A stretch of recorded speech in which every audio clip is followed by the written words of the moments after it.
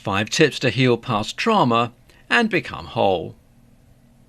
Today we're going to be discussing trauma. Trauma can come at any point in our lives and harm us in ways beyond what we understand.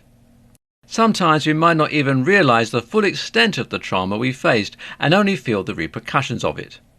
Other times we push away the trauma, telling ourselves that people have had it worse and handled it much better than we do. At some point, we have to accept that what we face is trauma and that it's hampering our lives and growth.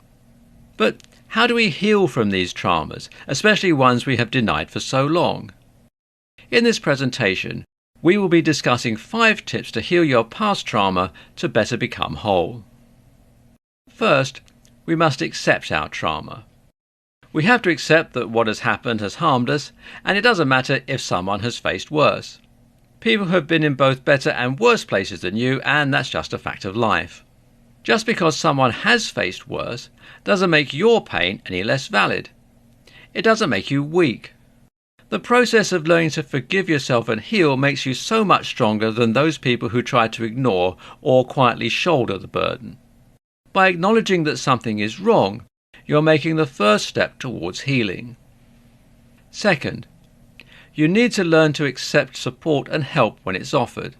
Too many times we try to shoulder our worries and burdens alone. But there are often people around who want to help. Family, friends, co-workers, or people in the same club as you are often all offering help in their way. Accepting support when you feel overwhelmed is another step towards progress. You're acknowledging that something is wrong and that you aren't able to do it alone. This isn't a weakness. Humans are social creatures and naturally lean on others for support.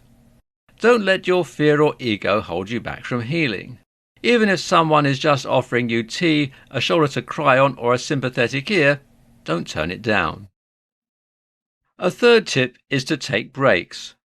You don't have to constantly be on the path towards healing. You don't always have to be making progress. This will cause you to slow and sometimes even go backwards. Take breaks from your path. Enjoy life. Find good moments. Enjoy a good book. Do things that make you happy as a reward for making progress, or just take a moment to breathe.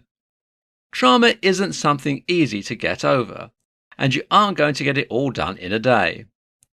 Acknowledge the patience that you will have to have for yourself, and remember that your mind and body both need a rest sometimes. A fourth tip is to practice self-care. This means taking times to stretch, meditate, and take care of your body. Eating healthily is important. During high-stress times, you may want to drink, eat a lot of junk food, or crave something sweet. These treats are good in moderation, but remember that you need to be healthy to feel good. My fifth and final tip is to be creative. Perhaps you like to draw, sing, write, or even colour. By being creative, you open yourself up to letting out your emotions in a healthy way. Creativity can also provide you with a healthy way to work through your trauma. It doesn't have to be anything perfect. It honestly doesn't even have to be anything good. If you want to start slow, write your emotions and thoughts in a journal and decorate it with stickers. Your creativity is another part of your being that is harmed during trauma, so let it grow and it will help you heal.